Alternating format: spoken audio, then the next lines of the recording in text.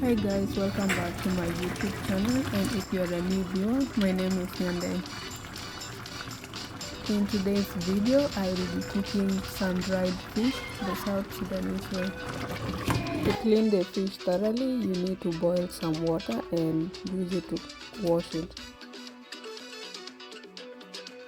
I forgot to mention that I'm going to reduce the heat to around medium to low, so that they can continue boiling as I prep the other ingredients. As you can see, the fish is boiling, so after reaching this boiling point, it should be fine. So I think I'm going to clean it up and then undo this knot. Take the fish out of this hot water and let it cook. So I'm putting it in this senior so that it's cold by the time I'm washing it.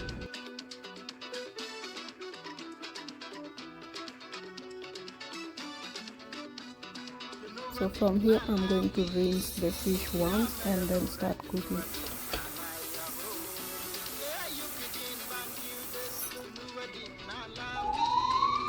Okay, so as you can hear, the fire alarm just went off on our pipeline, so I have to go out. So time to cook fish, so I'll add my cooking oil and then followed by fish. That's like roughly about a quarter cup. So from here I'm going to add fish. I'm trying to add the hard part so that it is hard as I try to start.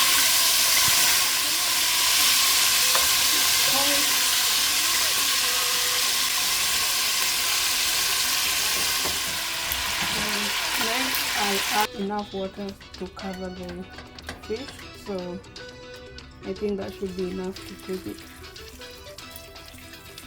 And if it's less, then I can continue adding water afterwards. So the fire alarm that went off was a false alarm. Probably someone passed by after smoking, or there was some sort of smoke. Everything is good right now. Everyone has gone back to their houses or to their units. So after that, I'm going to add onion.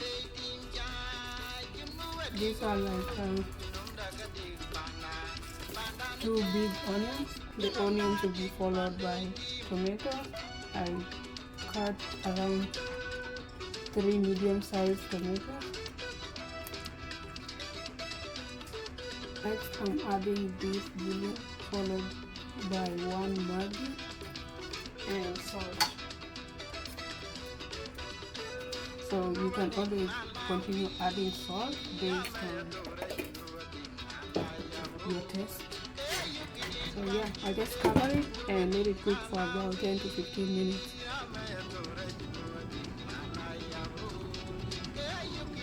So this is how the fish looks like.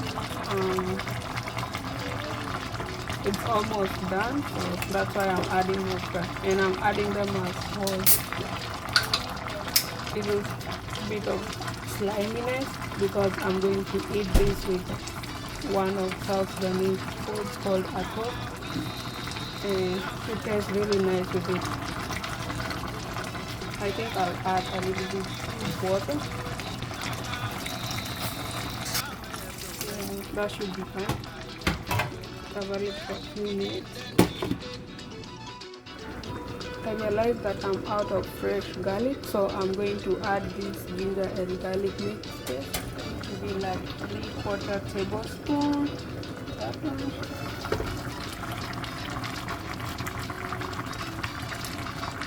Next, a mixture of black and white pepper powder,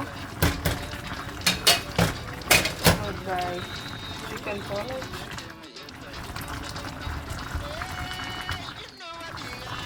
At this point also I'll add in dill. So this is roughly chopped dill, so I'll just add the stem part and stir lightly don't give it a rough stir because it might end up breaking the fish.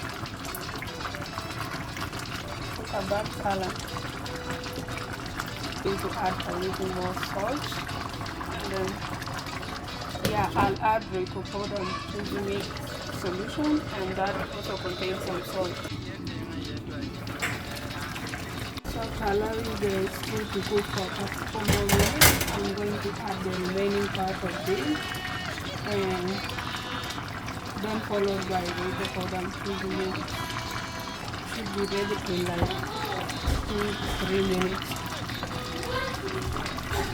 The stew is not as slimy as I thought it would be, so this is really nice. That's why I like putting it on my okra as whole, because if you chop them they become more slimy, but if you put them as whole they don't release a lot of sliminess.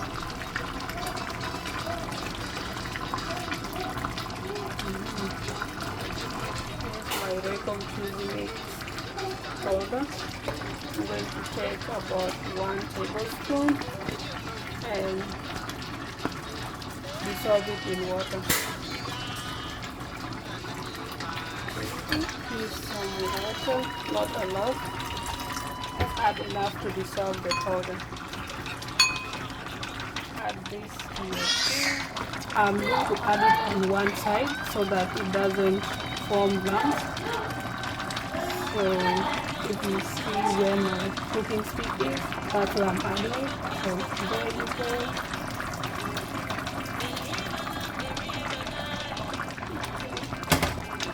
So I had to stir it a bit so that it doesn't form the lump. Yeah, the stew looks really nice, like it looks very delicious. And so it's going to taste as well as it looks, or as nice as it looks. Another thing to add is that this stew can be eaten with ugali or sida.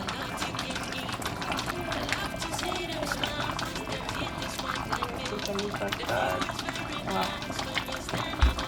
That's how you cook your dry fish. The South Sudanese way. This is not the only type or the only recipe for cooking your dry fish. There are several of them, so you can pick and choose which one you like, but I'll definitely encourage you to try this as it's awesome. So this is how the stew looks like, our dry fish with fresh okra and dill. Tell me what you think about this, guys. And also, as you can hear from the background, there's a fire alarm. So our fire alarm went off again for the second time today while I was cooking. So the good thing is that I've already turned off the heat.